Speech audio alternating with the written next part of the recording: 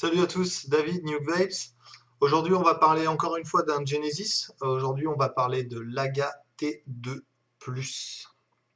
Alors, l'AGA T2+, c'est quoi? C'est un atomiseur Genesis qui nous vient de Chine, qui est super bien positionné niveau prix. Euh, Grosso modo, on peut l'avoir autour de 30 euros dans à peu près tous les shops qui vendent des atomiseurs reconstructibles.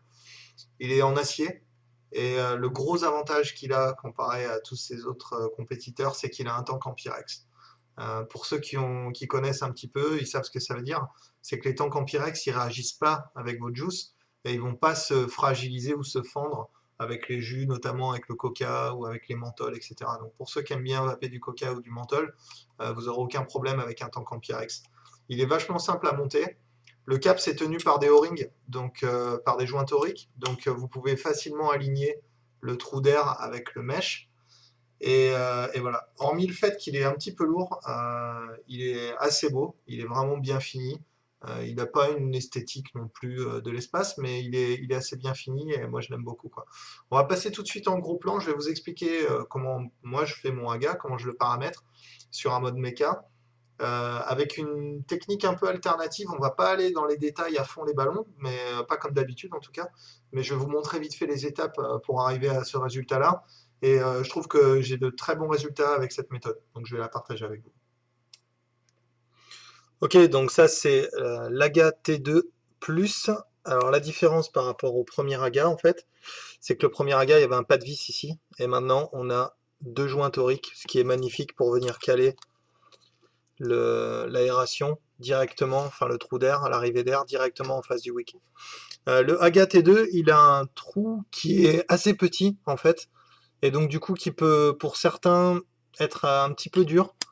Moi je le trouve pas mal, mais c'est vrai que j'aurais aimé qu'il soit un tout petit peu plus large. Voilà. Donc au niveau du tirage, on est sur quelque chose de quand même assez serré. Il y en a peut-être qui auront besoin d'élargir, mais bon, il vaut mieux toujours pouvoir élargir que devoir rétrécir, ce qui est quasiment impossible à faire. Il n'est pas fourni avec ce drip tip complètement ostentatoire que j'ai acheté chez Vaporfreak. J'aime beaucoup les drip tips longs sur les Genesis. Déjà parce que je trouve que ça a une jolie gueule et ça évite quand l'atto crache un peu du juice, ça évite d'en avoir dans la bouche, donc c'est pas trop mal. Donc sous le capot, qu'est-ce qu'on trouve? Eh ben, comme d'hab, une configuration qui permet plusieurs choses. On peut faire un simple wick, comme là. On peut faire un dual wick, donc on peut câbler un deuxième coil ici, 3 ohms, un 3 ohms, la somme des deux, enfin l'ajout des deux coils en parallèle fera 1 ohm 5, donc on divise par 2. Vous pouvez faire un U-wick, donc faire une mèche qui fasse un U, qui passe dans ce trou, qui passe dans ce trou. Et ici, ça devient votre vis de remplissage. Vous pouvez faire beaucoup de choses en fait avec le Haga. Ça j'aime beaucoup, c'est vraiment un atto qui est facilement configurable. On peut le faire en fibre aussi. J'ai eu la question parfois. La fibre en fait c'est pas tellement différent des montages Genesis, c'est exactement ce montage là, sauf qu'on va remplacer le wick en métal par une fibre, pliée en deux, et on va laisser une des pattes, on va faire plonger une des pattes dans le juice, plier, et laisser une patte dépasser ici pour absorber l'excédent de juice, faire un coil sur la double épaisseur pliée, et puis voilà, venir câbler. Donc je vais vous montrer très vite fait en fibre comment je plierai le truc et vous allez voir directement. Voilà, donc l'idée c'est on vient placer un brin dans le tank, on plie ici, ok, et on laisse un brin traîner ici dans le juice, au-dessus. Voilà. Voilà à peu près ce que ça doit donner. Et on vient faire le coil sur la partie qui est pliée. Donc on plie en deux, on fait son coil, on met une patte dans le juice et une patte qui dépasse par-dessus. Et c'est parti. Ça c'est le coil que j'ai fait avec une mèche qui fait 6 cm de long par 3, que j'ai roulé, que j'ai brûlé d'abord, que j'ai oxydé au chalumeau d'abord. Replié, ensuite je l'ai enroulé autour d'une épingle d'épingle à nourrice, comme ça, d'accord. Et ensuite j'ai utilisé du Cantal doublé, donc en fait torsadé, et j'ai fait 4 spires. Donc je vais vous montrer tout de suite comment on torsade le Cantal. Pour l'oxydation et tout ça, je vous conseille de regarder la vidéo sur les mèches hybrides et le mini-did, que je mettrai en lien dans la description, où il y a tout le processus d'oxydation. Ok, donc c'est parti pour le torsadage de Cantal. J'ai coupé une longueur d'environ 15 cm pour pouvoir faire ça parce que sinon c'est trop petit, hein, ça va pas. Donc d'abord ce que vous allez faire c'est que vous allez le plier en deux, voilà comme ça, et ensuite faire que les deux extrémités se rejoignent là et soient à peu près au même niveau.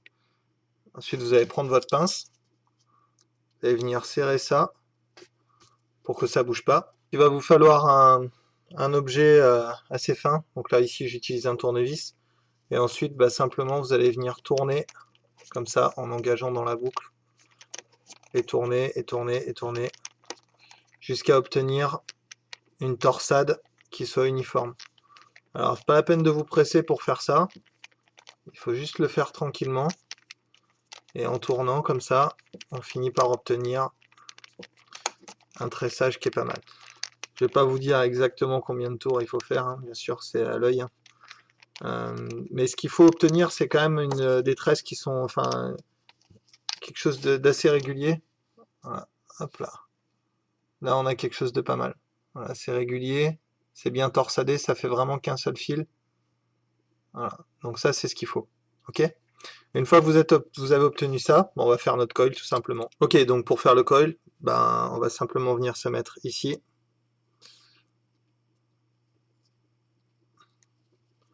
Là, et on va serrer cette partie-là.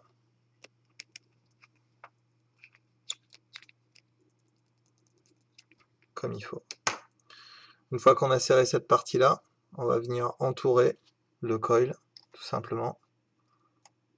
Hop. Une, deux, trois.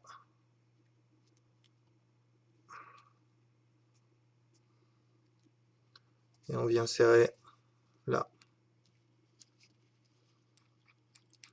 Et ce qui est très important quand vous faites de la très basse résistance, si vous voulez vous mettre à faire de la très basse résistance, ce qui est très important, c'est d'y aller vraiment progressif.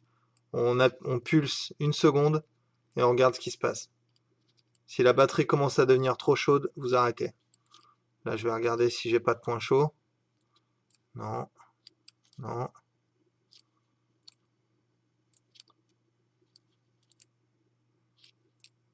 Donc, vous voyez comment je fais, je le pulse, mais je fais pas des appuis très longs, hein.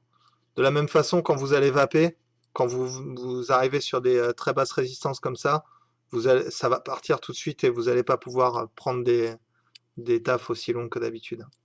Donc il va falloir faire bien attention. J'ai celui du bas qui bouge pas trop. Je vais le corriger un peu.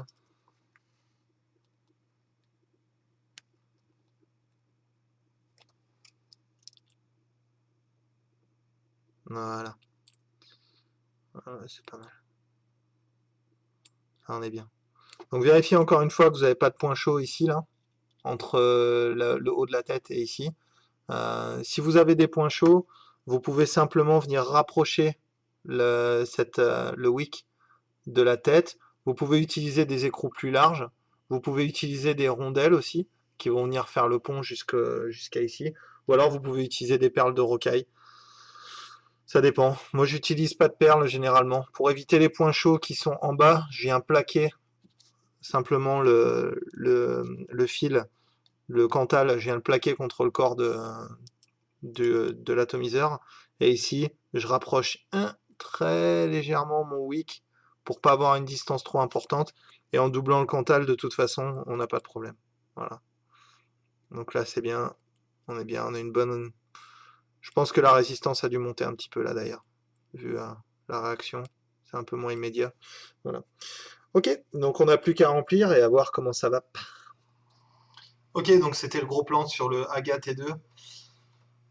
Pour conclure cette vidéo, je dirais que le AGA T2, c'est à mon sens un des meilleurs Genesis, pour pas dire le meilleur Genesis du marché.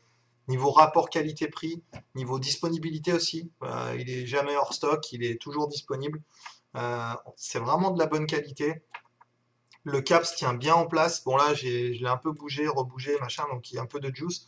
Quand vous avez votre caps comme ça qui tient plus très bien, ce que vous pouvez faire, oups, saute pas la main. Ce que vous pouvez faire, c'est essuyer un peu les joints comme ça, pour qu'ils soient bien secs. Et ensuite, passer un coup de chiffon à l'intérieur du caps, comme ça, petit coup de sopalin. Et là, quand vous allez le mettre, voilà, ça tient. Voilà, donc ça bougera pas. C'est vachement bien.